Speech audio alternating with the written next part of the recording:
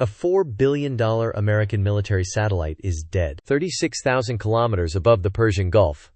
The vital communications node for every U.S. soldier, ship, and aircraft in the Middle East has gone silent.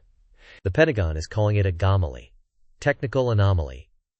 But is this the opening shot of a war the world isn't ready for? The asset is designated USA-244. It is the fourth satellite in the Advanced Extremely High Frequency constellation, AEHF. To call it a simple communications satellite is a catastrophic understatement. This is the nervous system of American military power. It handles the highest priority data streams, secure video conferences for battlefield commanders, targeting data for F-35 strike fighters. It provides the critical link for nuclear command and control, ensuring the president can communicate with bombers and submarines under any circumstances. More to the point, it is the primary communications backbone for United States Central Command, or CENTCOM. Right now, over the most volatile waterway on the planet, CENTCOM is deaf. The official story is weak. It is breaking apart under the slightest pressure. AEHF satellites are hardened. They are designed to survive the electromagnetic pulse of a nuclear detonation. They have redundant systems built on top of redundant systems. A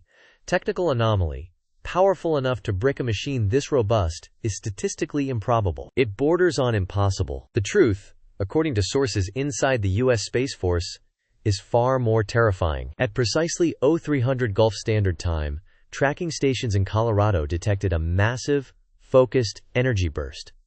It originated from a remote, mountainous region in central Iran, a region previously believed to be empty desert. The burst was narrow beam. It was incredibly powerful, and its trajectory was a straight line to the exact orbital slot occupied by USA-244. The satellite did not just fail, it was murdered. The question is no longer what happened. The question is, what kind of weapon did Iran just unveil? And what are they about to do in the communications blackout they have just created? This is a rehook. What you are seeing is not science fiction. The age of space as a sanctuary is over. This event marks a fundamental shift in the balance of power, not just in the Middle East, but globally. The rules of engagement have been rewritten in a flash of light. For years, anti-satellite, or ASAT, capabilities were the exclusive domain of superpowers: the United States, Russia, and China. Iran was considered a Tier 2 player, a regional power with potent missiles, but nothing capable of reaching geostationary orbit with precision. This assessment was wrong, dangerously wrong. The intelligence community is now scrambling, asking one question: how? How did Tehran make a technological leap of 20 years, seemingly overnight? The answer has two words: Russian hardware. For the past 24 months, as the conflict in Ukraine has ground on, the military alliance between Moscow and Tehran has deepened into something unprecedented. Iran has supplied Russia with thousands of Shahed drones. Russia, in return, promised military technology. It was assumed this meant advanced fighter jets, like the Su-35, or air defense systems. The reality is far more destabilizing. Sources now indicate that a clandestine technology transfer has taken place. We are not talking about a missile. A kinetic kill vehicle, a missile that physically collides with a satellite, would have created a massive debris field. The Space Force would have seen it instantly. This was different. This was clean. It was an attack at the speed of light. What hit USA-244 was almost certainly a ground-based directed energy weapon, a DEW, most likely a high-powered laser, or a high-powered microwave system designed to permanently overload and destroy a satellite's sensitive electronics. The technology is bleeding edge. The power requirements are immense, requiring a small power station just to fire a single pulse. This is not something you build in a university lab. This is state-level hardware, Russian state-level hardware. This changes everything. If Iran has a DEW capable of hitting a target 36,000 kilometers away,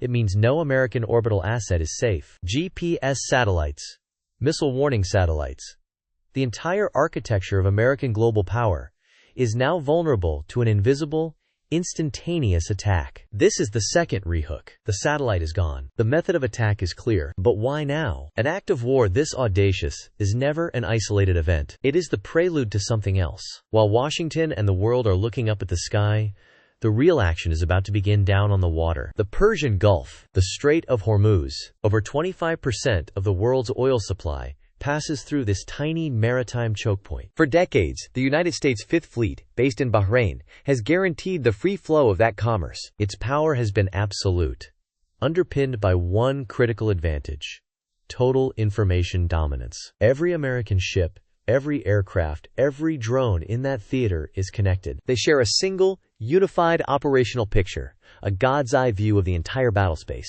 They see every Iranian ship leaving port, track every missile battery, and hear every command. This picture is painted by satellites. Satellites like USA-244. With that satellite gone, the picture is now fragmented. It is incomplete. Gaps are appearing. A U.S. Arleigh Burke-class destroyer might see what's on its own radar, but it no longer has the live feed from a Reaper drone orbiting 200 miles away. An F/A-18 pilot loses the real-time intelligence being streamed from Space Force assets. Communication between strike groups and between the fleet and command in Bahrain is now forced onto less secure, line-of-sight channels that are vulnerable to Iranian jamming. Iran has not just blinded CENTCOM, it has deafened and confused it. They have deliberately and methodically created the fog of war. And it is in this fog that the Iranian Revolutionary Guard Corps Navy excels. They are now moving. In the last hour, naval intelligence has flagged an unprecedented number of IRGC fast attack craft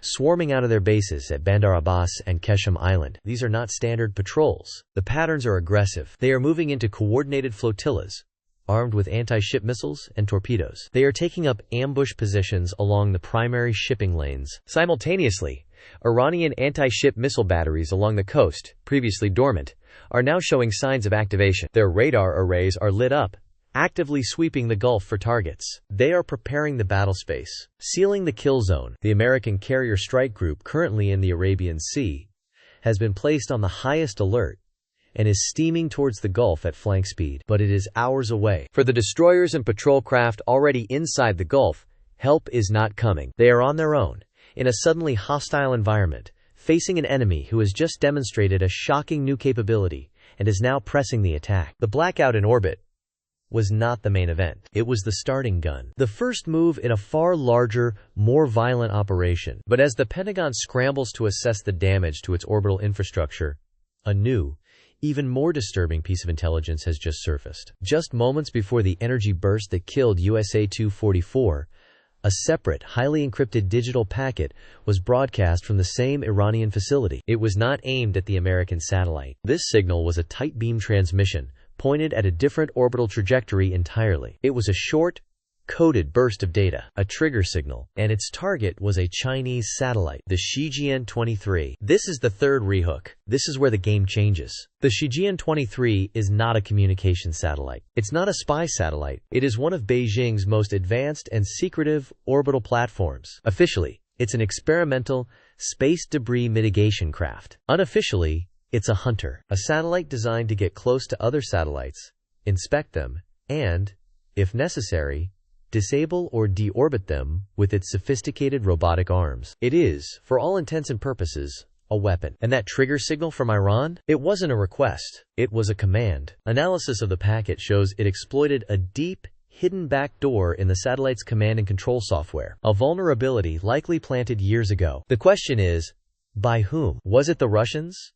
As part of their technology, deal with Iran? A secret gift to cause maximum chaos? Or was this an Iranian cyber warfare coup of stunning audacity? Right now, in Beijing, alarm bells are ringing. They have lost control of their own billion-dollar military asset. But in the U.S. Space Force Command Center in Colorado, the alarm is turning into sheer panic because the Shijian-23 is on the move, and its new trajectory is not aimed at any American military asset. Its target is something far more vulnerable, and in some ways, far more valuable. Its target is Eutelsat Connect VHTS, a massive, European-owned commercial communications satellite. It handles terabytes of data every second, secure banking transactions for Frankfurt and London, air traffic control data for half of Europe, internet backbone traffic for millions of people. It is a critical node of the global civilian economy. Why would Iran attack a European commercial satellite using a hijacked Chinese military satellite? The answer is terrifying in its strategic brilliance. This is no longer just an attack on the U.S. Fifth Fleet. This is an attack on the global system itself. By using a Chinese asset, Iran has created a vortex of plausible deniability and mutual suspicion. The Europeans will see a Chinese military satellite physically attacking their civilian infrastructure. They will blame Beijing. The Chinese, embarrassed and furious, will blame the Iranians, but also suspect American complicity in the cyber attack. The Americans are caught in the middle, trying to de-escalate a crisis they can barely comprehend. Iran has just thrown a grenade into a powder keg and made it look like someone else pulled the pin. They haven't just created a fog of war in the Persian Gulf, they have created a fog of diplomacy across the entire globe. In the Situation Room, the options are all catastrophic. Do they reveal the Iranian signal and risk exposing their intelligence sources? Do they allow the Chinese satellite to complete its attack, triggering a massive economic crisis and a potential conflict between NATO and China? Or do they take the most dangerous option of all? Do they use an American anti-satellite weapon to destroy the Shijian-23, to kill a Chinese military asset without their permission in order to save a European civilian one? An act that Beijing could, and likely would, interpret as an unbelievable act of war. This is the ultimate poison pill. Every possible response leads to a deeper, more dangerous escalation. The physical battle in the Strait of Hormuz is about to begin, but the real war is already being fought 22,000 miles above the Earth. A three-way chess match played with billion-dollar satellites and the stability of the world as the prize.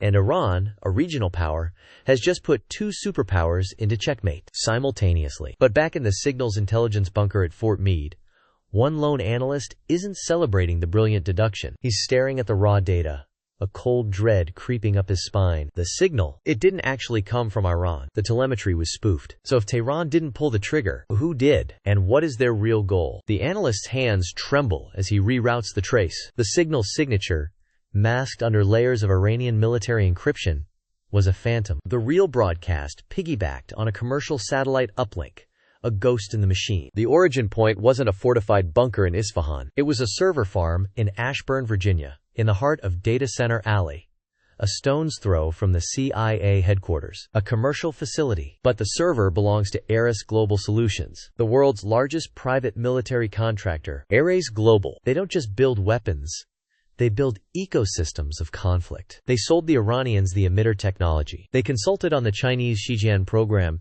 through a European subsidiary a decade ago, embedding the backdoor themselves. They created the weapon, the key, and the crisis, all to sell the cure. A new Cold War, fought with their hardware, their software, and their soldiers. In the Situation Room, the revelation lands like a silent bomb. The enemy isn't a rival nation. It's a corporation that has achieved state-level power, a rogue entity manipulating superpowers like puppets. But the Shijian-23 is still closing in on its target. Its robotic arm is now fully extended. There are less than 3 minutes to impact. The poison pill dilemma has changed. Killing the Chinese satellite is now exactly what the true enemy wants.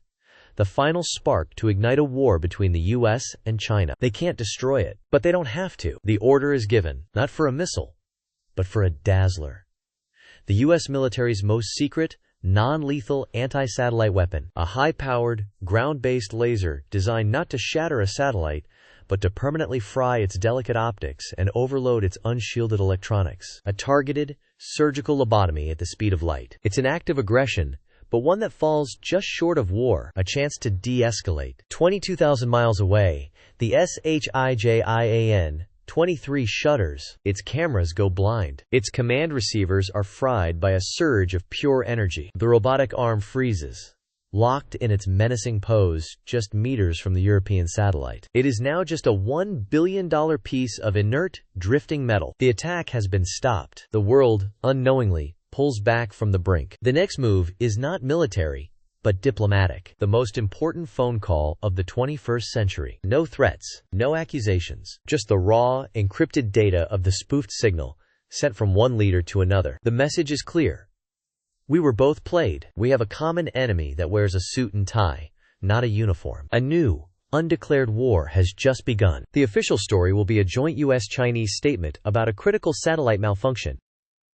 The tension in the Persian Gulf will quietly recede. The world will believe it was a near miss, a lucky escape. But nothing will be the same. The very nature of warfare has been changed, not by a state, but by a balance sheet. The front line is no longer a trench dug in the dirt, or a border on a map. It's a line of code, a stock price, a hidden vulnerability in the systems that run our entire world. And the enemy might just be the company that built them. The old wars are over. The new one has just begun. And the battlefield is everywhere. To understand the conflicts of the 21st century, you need to look past the headlines and follow the data. You need to break the front. The stories that define our future are happening right now, hidden in plain sight. Don't miss the next one. Subscribe to Breaking_the_Front.